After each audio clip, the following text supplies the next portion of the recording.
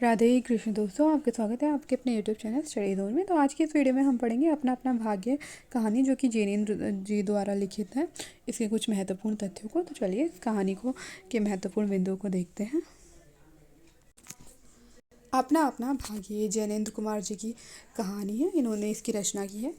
ये कहानी प्रसिद्ध मनोवैज्ञानिक, कथाकार, उपन्यासकार और निबंधकार हैं। ये जो जैनेन्द्र कुमार जी हैं, ये प्रसिद्ध मनोवैज्ञानिक, कथाकार, उपन्यासकार और निबंधकार हैं। रामचंद्र तिवारी का कथन है कि हिंदी में दर्शन, मनोविज्ञान, अध्यात्म और भाव निष्ठा को कला चेतना के साथ संपृक्त करने का श्रेय जैनेन्द्र को ही जाता है। इनके कुछ कहानी संग्रह हैं। फांसी 1929, जयसंधि 1929, वातायन 1931। इसमें 13 कहानियाँ अपना अपना भाग्य इसी कहानी में संग्रहित है। इनका जो कहानी संग्रह वातायन है, इसी में ये कहानी अपना अपना भाग्य संग्रहित है।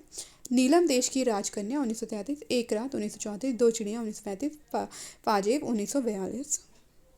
और इस कहानी का जो प्रथम प्रकाशन है, वह कलकत्ता से निकलने वाली विशाल भारत पत्रिका में हुआ था 1929 में। इस कहानी में नैनीताल की सुंदरता और अंग्रेजों की हुकूमत का घमंड का वर्णन है।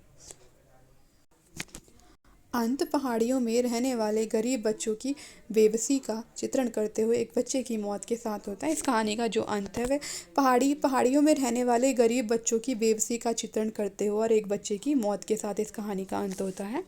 इस कहानी का जो उद्देश्य है, वह इस प्रकार से है।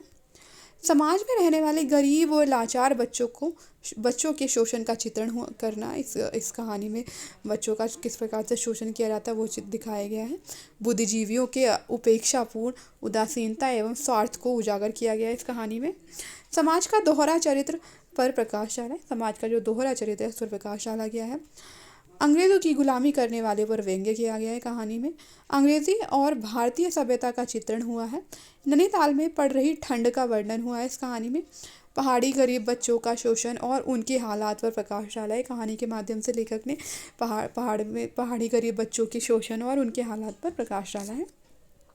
साधन संपन्न स्वार्थी व्यक्तियों द्वारा गरीबों का अनादर दिखाया गया कि किस प्रकार से ये जो साधन संपन्न और अमीर लोग होते हैं, किस प्रकार से गरीब बच्चों का अनादर कर देते हैं। गरीब अथवा अमीर के घर पैदा होने का अपना अपना भाग्य है, ऐसा इस कहानी के माध्यम से दिखाया गया है कि सबका अपना अपना भाग्य होता है।